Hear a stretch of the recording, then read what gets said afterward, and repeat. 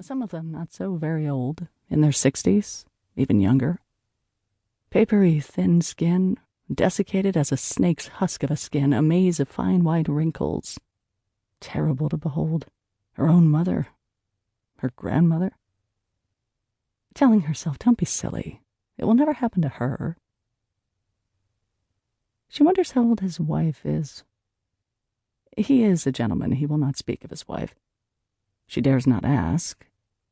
She dares not even hint.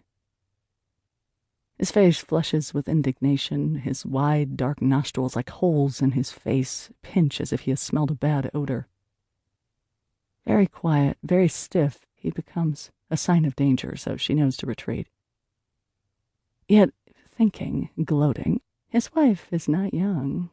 She is not so beautiful as I am. When he sees her, he thinks of me. But is this true? The past half year, since the previous winter, since the long break over Christmas when they were apart, she was in the city. He was away with his family in some undisclosed place, very likely Bermuda, for his face and hands were tanned when he returned. She has not been so certain. She has never been to Bermuda, or any tropical place. If he does not take her, it is not likely that she will ever go. Instead, she is trapped here in this room, where it is always 11 a.m. Sometimes it feels to her as if she is trapped in this chair, in the window, gazing out with great yearning at what? An apartment building, like the building in which she lives. A narrow shaft of sky. Light that appears fading already at 11 a.m. Damn tired of the plush blue chair that is beginning to fray. Damn tired of the bed he'd chosen, that is a double bed with a headboard. Her previous bed in her previous living quarters on East 8th Street in a fifth-floor walk-up single room had been a single bed, of course. A girl's bed, too small, too narrow, too insubstantial for him. The girth, the weight of him. He is 200 pounds at least. All muscle, he likes to say, joking. And she murmurs in response, yes. If she rolls her eyes, he does not see. She has come to hate her entrapment here, where it is always 11 a.m., and she is always waiting for him. The more she thinks about it, the more her hatred roils like smoldering heat about to burst into flame. She hates him for trapping her here, for treating her like dirt. Worse than dirt, something stuck on the sole of his shoe he tries to scrape off with that priggish look in his face that makes her want to murder him. Next time you touch me, you will regret it. Except at work, at the office, she's envied.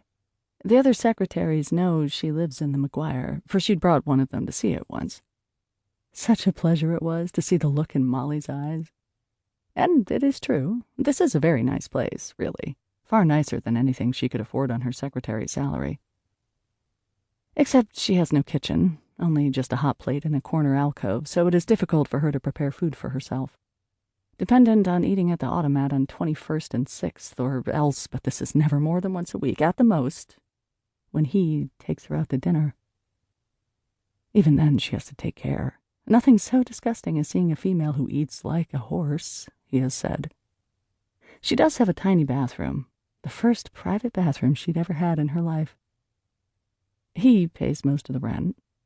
She has not asked him. He volunteers to give her cash unbidden, as if each time he has just thought of it.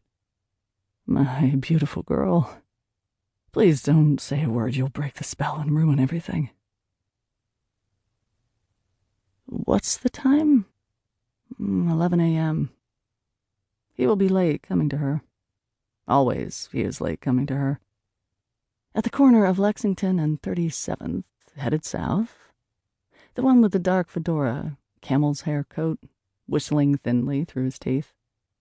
Not a tall man, though he gives that impression. Not a large man, but he won't give way if there's another pedestrian in his path. Excuse me, mister, look where the hell you're going. Doesn't break his stride, only partially conscious of his surroundings. Face shut up tight, jaws clenched. Murder rushing to happen.